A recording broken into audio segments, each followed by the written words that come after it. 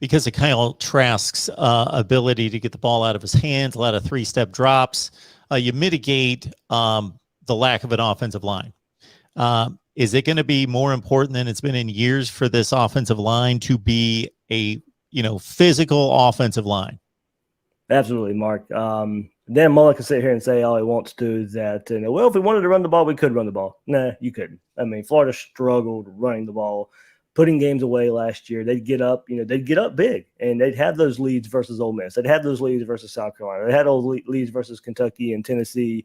But you get to this, midway through the third quarter, fourth quarter, just couldn't put points on the board because they tried to run the ball. They tried to salt the clock away, and they really just couldn't do it. So the teams would just kind of hang around. Florida still win by double digits. The game would never really be in jeopardy. But probably if they could run the ball a bit better, those games would be a little bit more comfortable. You could get some backups in and get some reps that way. But Florida's got to find a way, especially now with the shift in the offense. Yeah, pass blocking was okay at times last year. Gene Delance on that right side was probably the weak link in pass protection. They're hoping now with this shift in offense that Gene Delance at right tackle will be more of a force for this offensive line. And we'll see.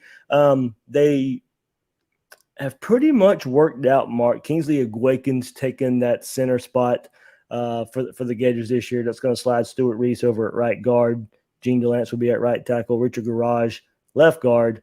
And Ethan White at left guard. Left guard. Richard Garage be at left tackle.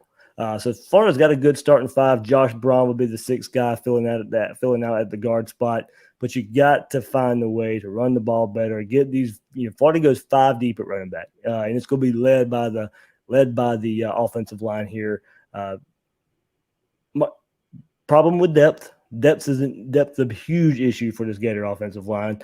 Like I said, you could just probably mention 6, 7 deep. They've got to find some depth. It's up to the youth on this Florida offensive line to finally show their faces, and then help this offensive line along the way. So I think they'll be better. John Hevesy knows this style of offense much better. I think it will benefit these guys instead of 3, 5 step drop for a quarterback. They'll actually be moving forward 40 times a game instead of backpedaling and pass blocking 40 times a game. I think now they'll be much more comfortable trying to run the ball, get a little mean streak in them, and help this Gator offense be led by them, because I think that's what's going to need to happen for this Gator offense to be successful.